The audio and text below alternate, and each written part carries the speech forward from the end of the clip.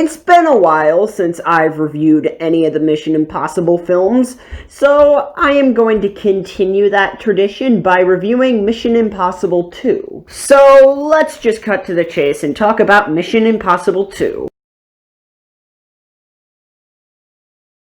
Mission Impossible 2 is directed by John Woo, and this film stars Tom Cruise, Thandie Newton, and Dougray Scott. This review will contain spoilers to Mission Impossible 2, so if you've never seen this film, skip to this annotation to receive my spoiler-free thoughts. But if you've seen this film, then let's get on to the review. Mission Impossible 2 is kind of the black sheep to the Mission Impossible franchise. The tone is very different, and the character of Ethan Hunt is almost a completely different character.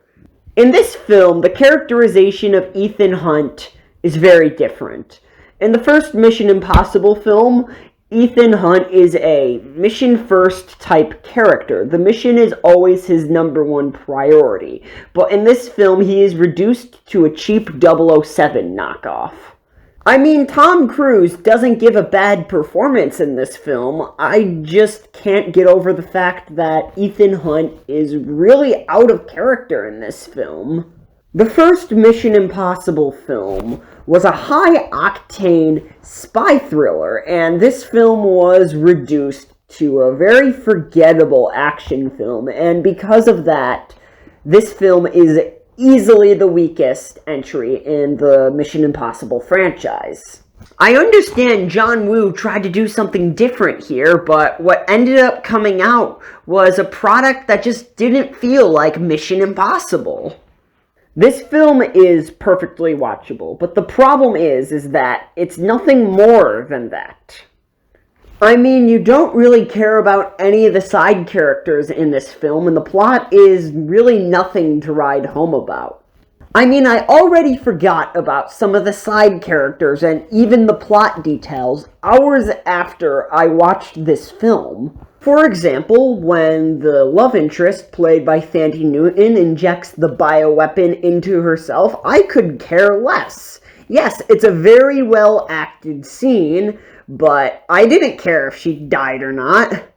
My favorite character in the Mission Impossible franchise is Luther Stickle, and in this film he is reduced to a role where he doesn't say much or do anything.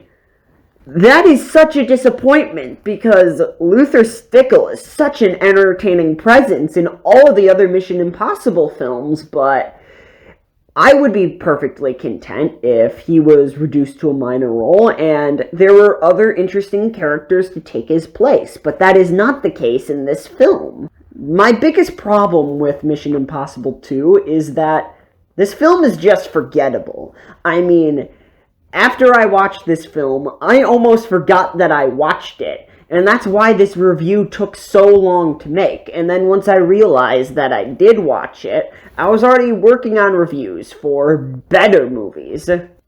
I would go easier on this film, give it more of a pass if it wasn't in the Mission Impossible franchise. Well, because the Mission Impossible franchise might be my favorite action franchise ever. It definitely is my favorite action franchise that is still going on today.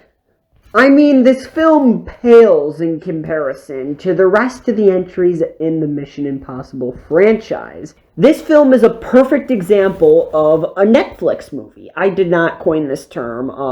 I believe it originally came from Chris Stuckman. That's where I got the term from, but in case you don't know what a Netflix movie is, let me explain.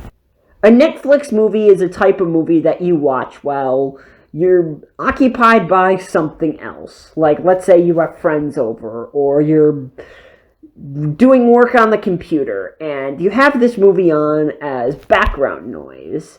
But let's say if a really cool scene comes up, you turn your attention to the movie briefly, and then once that scene is over, you get back to what you were doing.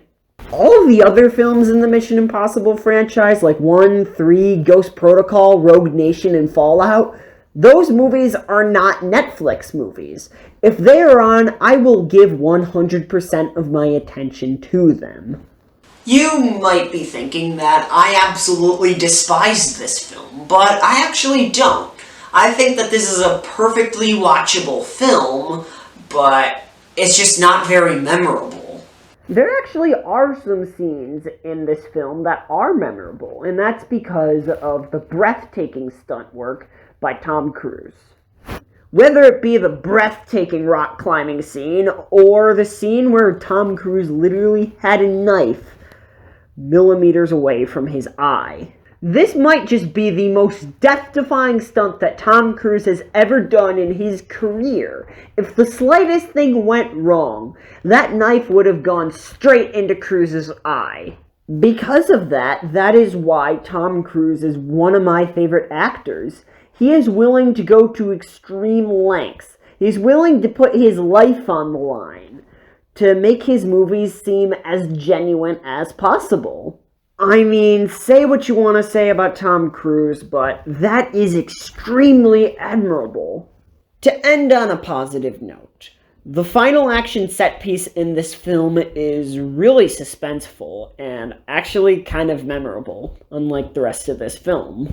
I mean, this scene is brutal. You feel every single punch and every single drop of sweat running down their face. I also love the bit where Ethan Hunt and Sean Ambrose slam into each other while going full speed on their motorcycles, and while that's happening, their bikes explode in midair. Is the scene kind of cheesy and actually pretty hokey? Yes. But is it awesome? Absolutely.